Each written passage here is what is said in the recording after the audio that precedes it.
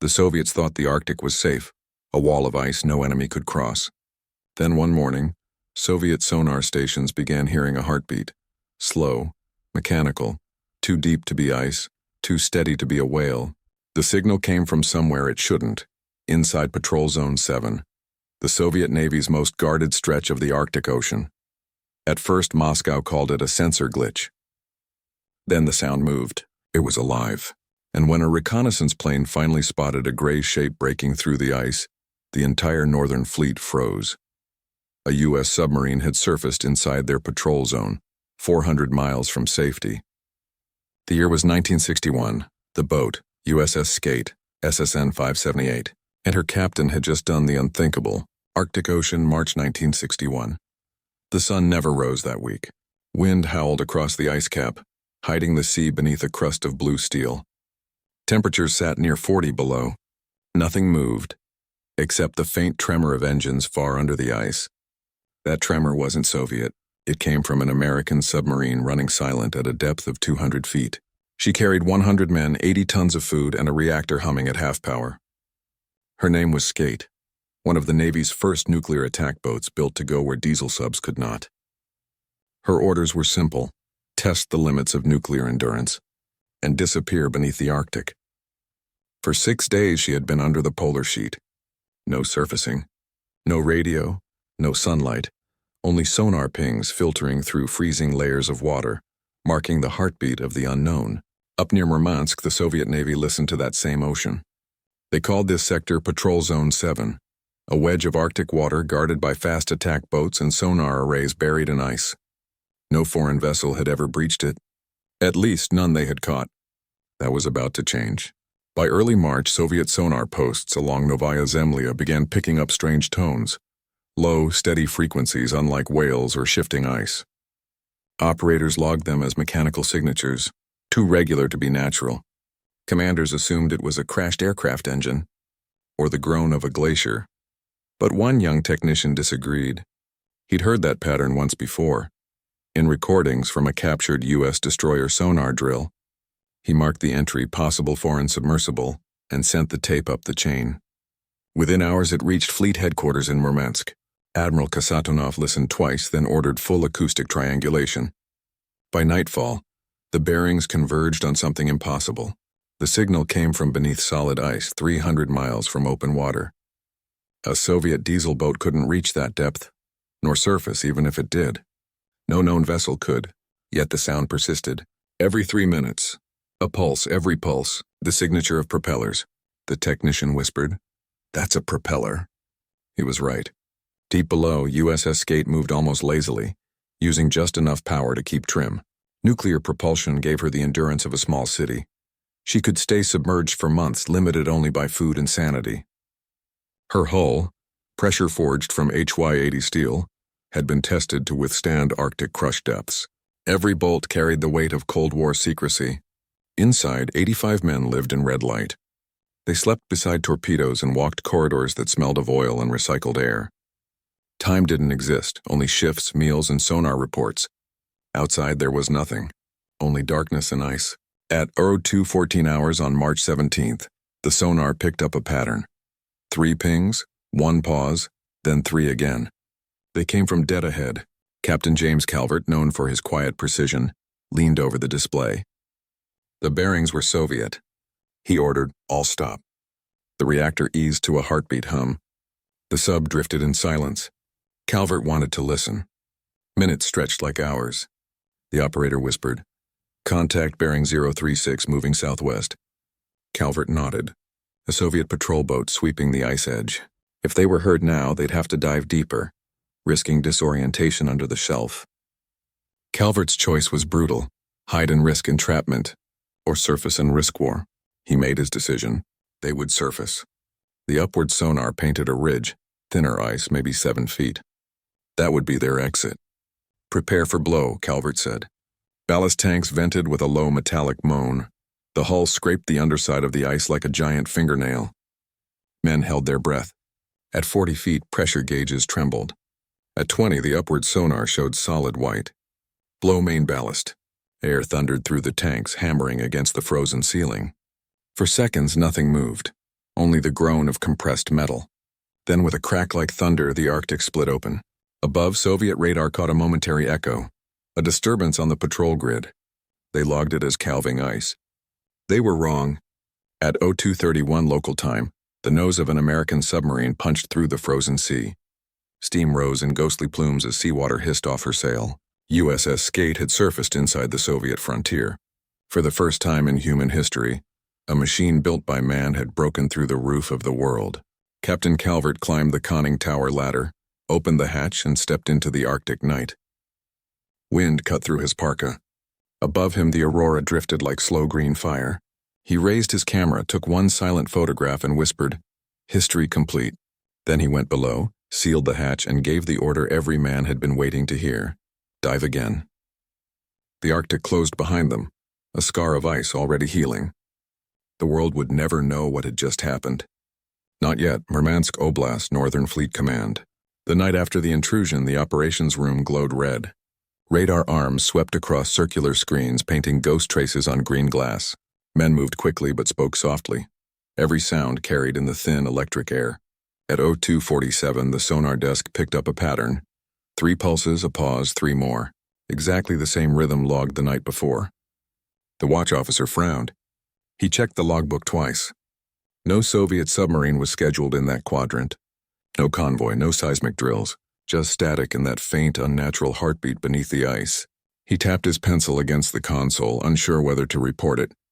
The Arctic was full of noises, ice shifting, glaciers grinding, whales crying miles apart. But this sound was different. It was steady, purposeful, alive. When he finally called it in, the reply from headquarters was immediate. Triangulate and confirm. No speculation. By dawn, Northern Fleet Command had the same coordinates from 3 different listening stations. All pointed toward the same impossible point, a moving object trapped beneath the ice. Admiral Vladimir Kasatonov, a broad man with gray temples and an even grayer mood, arrived just after sunrise. He'd commanded submarines during the war and didn't believe in ghosts. He believed in steel. "Show me the readings," he said. The technician rewound the tape. The room filled with static, then rhythm, the hum of propellers cutting through dense water. Kasatonov leaned closer, listening. He recognized the pattern instantly. Not Soviet. Not diesel. Too smooth. Too clean. He looked at his officers. American. The word hung in the air like frost. Someone muttered, "Impossible, sir." The ice. Kasatonov cut him off. "The ice," and he said, "is no longer our border." Within the hour, the base at Severomorsk came alive. Crews were roused from barracks, engines heated, fuel trucks rolled out onto frozen tarmac. 2 Project 641 Foxtrot-class submarines, K-22 and B-130, were ordered to sea. They were diesel-electric, not nuclear, slow and loud but armed. Kasatonov watched from the pier as the first boat slipped under the gray water, diesel smoke curling into the snow. He didn't like this kind of silence, the kind that meant someone else had already acted first. He turned to his aide. "If the Americans are under our ice, I want to know how far they've come and how long they've been here." The aide nodded. "And if they've already gone?" Kasatonov's eyes narrowed. "Then they'll come back." Hundreds of miles away, the USS Skate glided through black water. Inside, it was colder now. The reactor throttled low to avoid detection. Condensation dripped from valves like rain. Men moved quietly through narrow corridors, their breath visible in the light of red bulbs.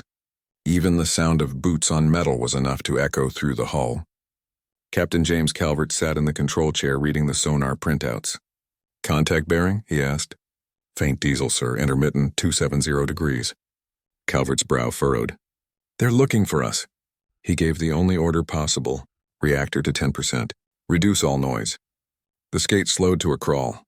Her hull hummed softly, the ocean pressing in from all sides. Above her, ice ridges groaned like living things. The crew called it the breathing of the world. For the next 12 hours, the Americans listened. Through hydrophones, through the metal walls themselves, they could hear the Soviets searching, the thump of propellers far away, the echo of distant sonar sweeps. Each ping rippled through the ice, distorted by pressure and temperature. Sometimes it sounded near. Sometimes it vanished. The sonar operator whispered, "Sir, they're chasing their own reflection." Calvert didn't smile. Good, he said. Let's keep it that way. He marked their position on the chart. They'd moved nearly 60 nautical miles west, closer to the Greenland Sea. But the Soviets weren't giving up. Every few hours, the sonar caught another faint trace. Diesel engines, search patterns. The sound of panic disguised as patrols. Calvert turned to his navigator. If they start dropping charges, we go deeper. Otherwise, stay quiet. The navigator nodded. Understood, Captain. What about communications? None, no signals, not yet. We're still ghosts. In Moscow, word of the intrusion reached the Ministry of Defense. The transcript of Kasatonov's message was brief and chilling. Unidentified nuclear submersible operating under Arctic ice. Presumed American. Recommend full sonar expansion and air patrol alert. When the report landed on Premier Khrushchev's desk, he read it twice, then underlined one sentence. The enemy surfaced in Arctic waters without detection. Next to it, he wrote one word. Unacceptable. That single note would trigger weeks of secrecy and sleepless nights. But at that moment, only a handful of men knew what had truly happened. A U.S. submarine had surfaced inside the most secure stretch of Soviet water and left without a trace. Back beneath the ice, the crew of the Skate had their own problems. Food rations were cold, air filters were saturated, tempers short. No one had slept more than a few hours at a time. One sailor muttered, "Feels like the ocean wants to crush us." Another replied, "That's because it can." In the wardroom, coffee steamed in metal mugs. Someone had drawn a small American flag on the wall with chalk. Beside it, another hand had written, "If we don't come back, at least we were first." Calvert walked in, read the words, and said nothing. He simply adjusted his cap and returned to the control room. There was still work to do. By midnight, Soviet aircraft had reached the coordinates. They circled above the ice, scanning for cracks or heat signatures. All they found was a jagged hole roughly 15 meters wide, its edges melted smooth by something hot. They photographed it, measured the radiation levels, and radioed the results back. The readings were faint but unmistakable. Residual reactor coolant. A nuclear vessel had been there, and it wasn't theirs. Kasatonov stared at the photos hours later in his office, his breath fogging in the cold. "Tell them to keep quiet," he said. "Tell everyone it was a geological event. Glacial fracture, not military." His aide hesitated. "And the Americans?" Kasatonov exhaled slowly. "The Americans don't exist under the ice. Not officially." He turned toward the window where snow was still falling over Murmansk harbor. "Not yet," he added. The Arctic had gone silent again. No storms, no wind. Just the groan of ice shifting above miles of black water. Down in that darkness, one American submarine drifted like a heartbeat trying not to be heard. USS Skate. 85 men sealed inside a steel shell, 200 feet below the frozen roof of the world. For a week they'd seen no light. Only numbers, bearing, depth, temperature. Everything else was imagination. Captain James Calvert stood motionless in the control room. Red bulbs lit his face in sharp angles. The reactor whispered behind him, a low, living thrum. Every sound mattered now. Even the hiss of breath could carry through the hull like a drumbeat to waiting ears. "Maintain course," he said softly. The helmsman barely nodded. Far above, the hunt had begun. 2 Soviet Foxtrots were now crawling across Patrol Zone 7, sweeping sonar beams in slow circles. Each ping echoed through ice, bending, warping, returning as ghosts. What they didn't know was that the ice itself lied. Sound bounced, split, refracted. A single echo could sound like 10. But the Soviets were desperate. They'd been humiliated once. They would not be again. Inside K-22, Captain Rudakov stared at his chart. "The signal moves," his operator said. Rudakov frowned. "Then it's not ice." He ordered a bearing change. The sub groaned as it turned, screws churning bubbles into the dark. Somewhere beneath them, the Skate heard that churn and went still. Calvert listened through the hydrophones. The sound came faint but certain. A diesel engine straining under cold pressure. He whispered, "They're close." The sonar man nodded. 200 meters above, maybe more. Calvert's orders came in fragments. Shut down all non-essential systems. No fans, no pumps. Reactor to 5%. Within minutes, the submarine seemed to die. The air thickened. Condensation ran like sweat down the steel walls. Men sat motionless at their stations, afraid even to breathe too loudly. Then came the first Soviet ping, a metallic talk that rolled through the hull like a heartbeat made of thunder. It echoed, faded, then came again. The crew waited for the follow-up, the unmistakable double ping that meant they'd been found. It never came. The sound drifted away, swallowed by distance. Someone exhaled. Calvert didn't. "Don't celebrate silence," he said. "Silence is just a question waiting for an answer." For the next 12 hours, the Skate crept westward through underwater valleys carved by ancient glaciers. The sonar screen flickered with strange shapes, ridges, voids, sudden spikes that could be anything. The Arctic distorted everything. It was a hall of mirrors made of salt and sound. At 0400, another echo appeared. Slower, deeper, rhythmic. Diesel again. Calvert's eyes narrowed. "They're hunting in pairs," he murmured. He ordered a descent. "Take her to 400 feet. The pressure rose like a physical weight. Bulkheads creaked. Pipes rattled softly. One young seaman closed his eyes and whispered a prayer his father had taught him in Norfolk. At 400 feet, the water temperature dropped to freezing. The hull popped like old wood settling. Calvert turned to his sonar man. "Report. Contact fading, sir." "They can't follow us this deep." Calvert nodded, then looked at the chart. He knew they couldn't stay hidden forever. Their oxygen scrubbers were nearing limit. The carbon dioxide alarms hadn't sounded yet, but they would. Above, the Soviets grew frustrated. They dropped sonobuoys through small cracks in the ice, floating ears listening for the hum of foreign metal.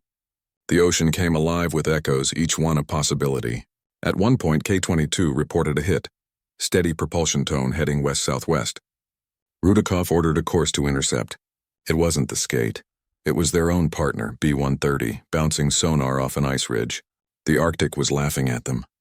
Kasatonov received the false contact reports with clenched fists. He ordered air patrols. Il-38 maritime bombers took off from Severomorsk, loaded with depth charges and for exercise, according to official logs. But the pilots knew what they were looking for, a ghost under the ice. Deep below, Calvert's crew heard the distant rumble of propellers above. It sounded like a storm moving across heaven. Then boom, a muffled explosion. Pressure rippled through the hull. Another boom closer. Loose wrenches danced on the deck. "Depth charges," someone whispered. Calvert stayed calm. "They're guessing. Keep steady." He watched the depth gauge tremble. If they dived too far, the hull might buckle. If they rose, they'd surface into Soviet searchlights. There was no safe direction, only patience. Minutes dragged. The explosion stopped. The sonar returned to empty hum. Then came the strangest sound of all. The laughter of his sonar operator, quiet and breathless. "Sir," the man said, "they're bombing their own echoes." Calvert allowed himself the faintest smile. "Then let's leave them something else to listen to." He ordered a sharp rudder change, a maneuver known as a false wake, sending their noise pattern spiraling eastward while the Skate turned the other way. To the Soviet sonar, it would seem the sub had broken north toward open ice. In reality, she slid quietly south, deeper into the silence. Hours passed. The crew moved like ghosts in red light. One man wrote in his log, "You stop feeling fear after a while. You start feeling nothing. That's worse." Another scrawled beneath it, "The ocean has no mercy, only memory." At noon, the hydrophones picked up one last sound, the fading pulse of Soviet diesel fading north. They were gone. For the first time in days, Calvert exhaled fully. "Set course 210. Take us home." The navigator hesitated. "Sir, if they triangulate our echo trail, they'll know where we were." Calvert glanced at him. "They already know where we weren't." On the surface, the Soviets celebrated a phantom victory. Aerial reconnaissance claimed unidentified contact destroyed. In truth, the ocean held nothing but splintered ice and silence. The Americans had slipped away. But Calvert knew the chase wasn't over. He knew the Arctic never forgot footsteps, even the invisible kind. Somewhere in that frozen sea, microphones would keep listening for years, waiting to hear the same heartbeat again, and one day they would, just not the way they expected. Morning came late to Murmansk. Gray sky, gray harbor, gray faces along the pier. Inside Northern Fleet headquarters, Admiral Kasatonov stood before a wall map scarred with red pins. Each pin marked a sonar contact, a rumor, a ghost. None had been confirmed. "Comrade Admiral," an aide whispered. "TASS is requesting a statement." Kasatonov didn't look up. "Tell them the Arctic is quiet." He drew a cigarette from his coat and lit it, the flame trembling. "Tell them it's always been quiet." But it wasn't. In the war rooms of Moscow and Washington, that quiet was louder than any explosion. At the Kremlin, the report was read behind closed doors. No stamp, no file code, just the title, Incident Under Ice. The summary line chilled even hardened bureaucrats. An unidentified nuclear submarine surfaced within Soviet territorial waters and departed undetected. Premier Khrushchev paced the carpet, his shoes squeaking against polished stone. He slammed the folder shut. Do they think we are blind? That our Arctic is open for their games? His defense minister said nothing. Everyone in the room knew the truth. Their Arctic sensors had failed. Khrushchev jabbed a finger at the admiral. I want a wall under the water. Do you understand? A wall. The order would later become Project Bory, a vast network of hydrophones and ice-based sonar buoys stretching from Franz Josef Land to the Barents Sea. It was meant to seal the North forever. But in 1961, it was only an idea born of humiliation. Across the ocean, the mood was very different. In a windowless Pentagon conference room, Admiral Hyman Rickover, the father of the nuclear navy, studied a stack of acoustic logs from USS Skate. The data was extraordinary. Under-ice sonar reflections, thermal layers, ice roof density, information no navy had ever possessed. Rickover smiled thinly. Gentlemen, he said, we've just turned the Arctic into a highway. Captain James Calvert sat across from him, still pale from the voyage. He hadn't slept properly since surfacing. When Rickover asked for a summary, Calvert's voice was steady but hoarse. Navigation by dead reckoning only. Reactor stable. Crew at limits of endurance. Soviet presence confirmed but unengaged. Rickover nodded. You surfaced inside their patrol zone? Yes, sir. For 9 minutes. The admiral leaned back. Long enough for the world to change. Officially, nothing had happened. No statement from the Navy. No mention in the press. The mission's code name, Operation Skate Ice Run, was buried inside a classified budget under Arctic research. Families of the crew received routine letters stamped North Atlantic Patrol, all well. But inside Washington, the implications rippled through every branch of government. The CIA wanted to know how far north the Soviets could track. The Air Force wanted to test radio propagation through polar magnetism. The Navy wanted another dive, deeper, longer, unseen. Within weeks, engineers at Groton began sketching hull modifications for under-ice navigation sonar, curved arrays that could see the ceiling. The Arctic was no longer a barrier. It was territory. Meanwhile, aboard the Skate, the men adjusted to life after invisibility. They returned to port without banners, without families waiting on the pier. Their uniforms were salt-stained, their faces hollow. They filed ashore in silence, like miners leaving a collapsed shaft. Medical officers examined them for frostbite and radiation exposure. Most were fine.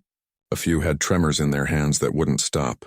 One sailor wrote in his diary, "We came back with lungs full of recycled air and memories we can't tell anyone." Calvert was ordered to debrief at the Naval Research Laboratory. He described the under-ice acoustics, the way sound bounced like rubber, how silence became a weapon. When a young scientist asked him what it felt like, he answered, like living inside an earthquake that never ends. In Moscow, the propaganda machine whirred to life. State newspapers printed stories about increased Western provocations, but avoided any mention of submarines. Privately, naval engineers tore apart captured American equipment looking for clues. They studied pressure hulls, alloys, battery designs, anything that might explain how a foreign vessel had survived under ice for weeks. Admiral Kasatonov received new orders: expand Arctic patrols, increase readiness, and deny everything. He obeyed, but the doubt remained. If the Americans could surface there once, they could do it again, perhaps next time with missiles. He told his aide quietly, "The Arctic is no longer a map. It's a mirror. We're looking into ourselves." Spring 1961. The story leaked anyway. A Norwegian coastal newspaper printed 2 paragraphs. Unidentified submarine reportedly sighted under polar ice. Origin unknown. No photo, no names. But the report spread across Western intelligence circles like a spark. When asked for comment, a Pentagon spokesman smiled. "Our Navy routinely conducts cold weather research." He said nothing more. In Moscow, fury met denial. Diplomats demanded explanation. Washington offered weather data. The tension never made headlines, but in embassy corridors the temperature dropped 20 degrees. It was the most polite form of confrontation, fought entirely with silence. Back on American soil, the Skate's crew were scattered to new assignments. Submariners don't receive parades. Their victories are measured in what isn't said, yet word spread quietly through the fleet. Calvert broke the ice. Young officers treated the mission like legend. Some called it reckless, others genius. To Rickover, it was proof. He authorized new missions, ICEX 62, Sea Dragon Voyage, deep freeze mapping, each designed to chart more of the Arctic's invisible corridors. The Cold War had found a new frontier, a battlefield with no borders, no sunlight, and no second chances. For the men who'd lived it, the aftermath was stranger than the mission itself. They couldn't speak of what they'd seen, the green light through ice, the crushing pressure, the sound of nothing. Their letters were censored, their photographs classified. In quiet bars near Groton, they drank in silence. One sailor joked, "We went to the roof of the world and brought back frostbite." Another replied, "We brought back something worse, knowledge." Calvert kept the mission log locked in a steel drawer. He reread it once before sealing it for the archives. The final entry was short, surfaced under ice. Position undetermined due to magnetic deviation. He closed the book and whispered, "That's enough history for one lifetime." In Murmansk, the ice began to melt. Spring sunlight cracked the harbor's gray sheet, revealing black water beneath. Kasatonov watched from his office window, cigarette smoke curling upward. He thought about the sound, that heartbeat the Arctic had once carried. It still haunted him. He turned to his aide. "When they write about this someday, what will they call it?" The aide shrugged. "An incident, maybe. A misunderstanding." Kasatonov smiled bitterly. "No. They'll call it what it was, the moment the ice learned to listen." Spring 1962. The Arctic thawed, but the war beneath it froze harder. From Washington to Moscow, new maps were drawn, not of continents, but of sound. Each navy now believed the other could appear anywhere, invisible until too late. Admiral Rickover called it the second front of the Cold War. No missiles, no borders, no treaties, only frequencies. At Groton, Connecticut, engineers stripped the Skate to her bolts. They measured dents in her hull, scratches where ice had clawed steel, and data logs from every depth gauge. Each mark became a lesson. Within months, new orders arrived from Naval Reactors Command. Build vessels that could live under ice, not merely survive it. That directive birthed two names that would rewrite Arctic strategy, USS Sea Dragon and USS Nautilus II. These subs were longer, heavier, wrapped in a new polymer-coated skin that absorbed sonar like a sponge. Their bows carried upward-firing echo scanners, ice eyes. For the first time, an American submarine could see the roof above as clearly as the sea below. Rickover's next instruction was simpler, colder. Go back. The Navy's internal memo called it ICEX 62, Ice Operations Evaluation Program. Officially oceanographic research, unofficially a message to Moscow. The pole is open water to us. Across the Barents Sea, Murmansk shipyards worked through perpetual dusk. Under floodlights and snow, welders pieced together the first Project 627 November-class nuclear submarines. They were the USSR's answer to the Skate, massive, angular, and loud. Design bureaus promised 30 knots submerged, 6 torpedo tubes, and a range that would circle the globe. But the true weapon wasn't speed. It was fear. Every Soviet captain knew the pole was no longer safe. They would patrol it anyway. Admiral Kasatonov, now head of Arctic Command, signed the deployment papers himself. He added one line in blue ink. "We are not chasing ghosts. We are proving we exist." Those November-class boats, K3, K5, K8, slid into the sea like iron prayers. Their crews toasted with vodka that froze at the rim. No one mentioned Skate aloud, but everyone thought of her. Both nations began lacing the Arctic with ears. The U.S. installed SOSUS, sound surveillance system, a chain of undersea hydrophones stretching from Greenland to Iceland. Each sensor could hear a propeller turning 600 miles away. Cables thicker than a man's arm ran along the continental shelf to secret stations in Nova Scotia and Scotland. The Soviets countered with Project Dnieper, arrays anchored in frozen fjords near Franz Josef Land. They also dropped seismic monitors through ice holes to listen for pressure waves from moving hulls. In effect, the Arctic became a giant microphone. Every creak, every engine hum, every shrinking bubble was a signal. And every signal meant money, panic, and more steel. Autumn 1962. K-21, a new Soviet November class, prowled the Laptov Sea. Her orders: map sound channels and hunt intruders. 300 miles west, USS Sea Dragon was conducting ICEX tests under thin ice. Neither knew the other was there. The Arctic's acoustics played tricks. Sound bent sideways, distances lied. At 0310, both subs heard each other as mirages. K-21 thought she was tracking a whale. Sea Dragon logged a moving thermal front.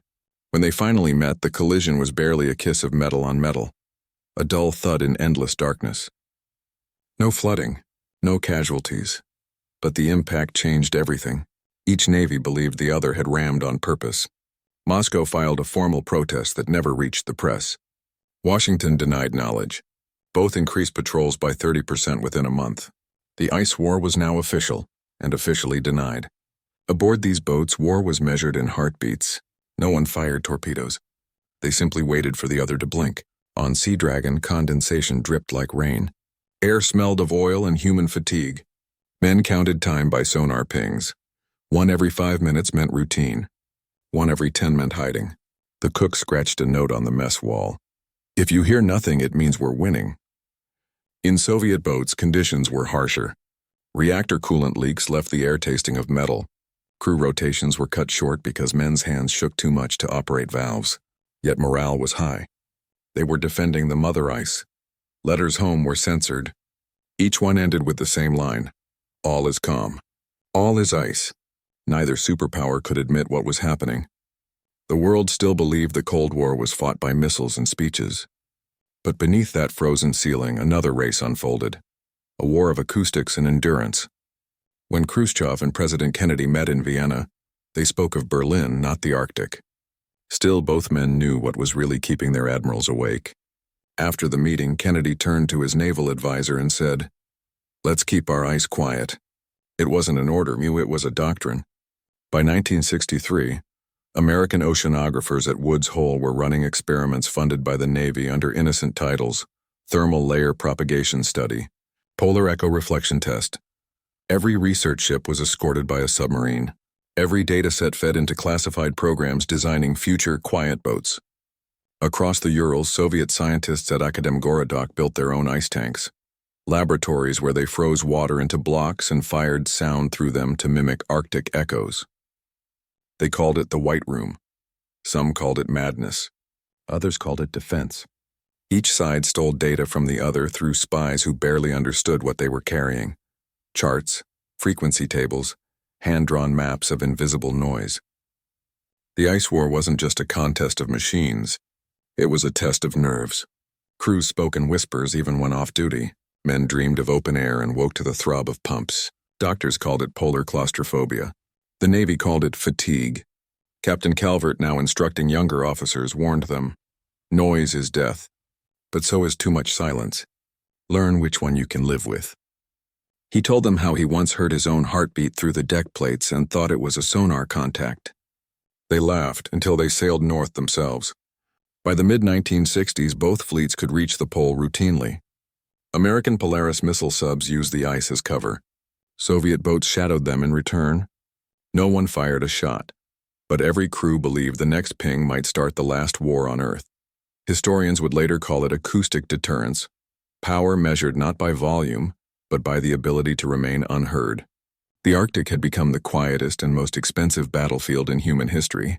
In those years, the sea remembered everything. Ice formed, melted, and formed again over the paths of submarines no map ever recorded. Somewhere beneath that frozen roof, the ghost of Skate still drifted, the first whisper in a war that never officially began, and would never officially end. Winter 1970. The Arctic had grown busier and quieter at the same time. Steel ghosts moved in slow orbits under the ice, each listening for the other's heartbeat.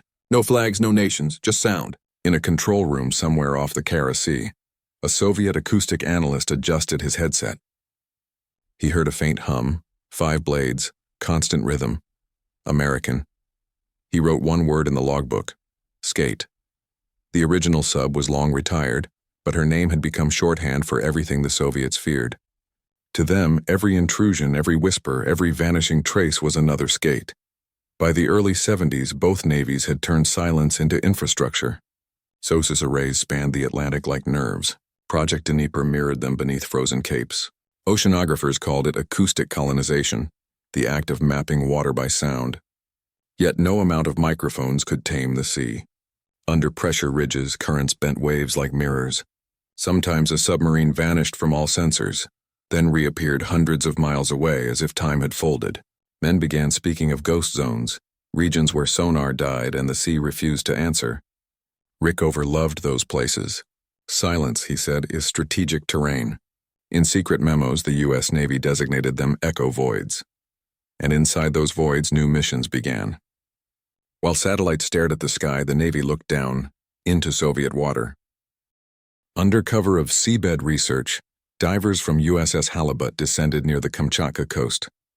They found a thick undersea cable, Moscow's private telephone line to the Pacific Fleet. They wrapped a recorder the size of a refrigerator around it, sealed it in titanium, and left. Every month they returned to change tapes. They called it Project Ivy Bells. The operation lasted years. It captured conversations about missile tests, patrol schedules, even arguments over vodka rations. No one fired a shot. Yet it was the most valuable intelligence coup of the Cold War. And it all traced back to Skate's Arctic logbook, those first charts of sound refraction and ice acoustics that proved stealth was possible. What began as exploration had become espionage. When fragments of the project leaked through a double agent, Moscow went silent for a month. Then shipyards flared to life again. Engineers designed the Typhoon class, giant nuclear submarines so vast they carried saunas, swimming pools, and 2 reactors each. They were not built to hide. They were built to intimidate. The sea beneath them shook when they moved. But intimidation came at a cost. Every screw, every turbine sang through the water like a bell. American arrays heard them long before satellites saw them. It was proof of the paradox Skate had begun. The louder you are, the less power you truly have. For the men who lived under ice, history shrank to the size of a pressure hull. They measured time in CO2 levels, distance in echoes, sanity in decibels. Some wrote letters to wives they wouldn't see for 9 months, sealing them in plastic bags that never reached shore. Others stared for hours at sonar screens glowing green in eternal night. A U.S. lieutenant once described it best. We lived in the world's largest coffin and called it deterrence. On Soviet boats it was worse. Reactor leaks, electrical fires, malfunctions that no one reported. When K-19 burned its coolant pipes, men held molten lead with bare hands to seal them. They died without names, buried in ice that would never melt. Both navies sent condolence telegrams written in the same language. Heroic service in defense of peace. Neither side believed it. By 1985, satellites ruled the surface, but the deep still belonged to the old ghosts. American subs slipped under polar routes carrying Trident missiles. Soviet deltas shadowed them like sharks. Then quietly, the empire that had started the chase began to crumble. When the Soviet Union dissolved in 1991, shipyards went dark. Typhoons rusted in dry dock. Radar stations went unpaid. The Arctic fell silent again, but this time it was the silence of abandonment. In Washington, Admiral Rickover was long dead. His successors called the era he created the Age of Invisible Power. They kept the patrols going, but the mission had changed. Now it was not about enemies. It was about inheritance. The sea had become part of memory itself. Captain James Calvert retired to a small house in Connecticut. He never wrote a memoir, never gave lectures. When reporters asked about the Arctic, he'd smile and say, "It's still up there." After his death in 1996, archivists found his notebook. On the last page, a single line in pencil. The Arctic never shouted. It whispered. And we learned to listen. They placed the book beside the original Skate's log. Same handwriting, same restraint. Together they formed the quietest monument in naval history. Today's submarines glide under ice on computer autopilot, wrapped in anechoic tiles. Reactors humming so softly they barely disturb a fish. But their lineage runs straight through that March morning in 1961, when one gray boat rose through 7 feet of ice and changed the meaning of distance. Every under-ice patrol since then carries a small brass plaque on the control room bulkhead. It reads, "In honor of Skate, the first to surface." Most sailors touch it before every dive. Superstition, maybe, or gratitude, because they know that in a world ruled by noise, Silence remains the rarest form of strength. At night, scientists at the Woods Hole Oceanographic Institution still record Arctic sonar. Among the endless clicks of shrimp and creaks of ice, a deeper pulse sometimes appears. A rhythmic thrum every 3 minutes, faint but steady. Technically, it's just the echo of distant ice shifting. But old submariners who hear it smile and say otherwise. They call it the sound of the skate, still circling beneath the pole, still reminding the world that power can be invisible, and that the loudest victories are the ones no one ever hears.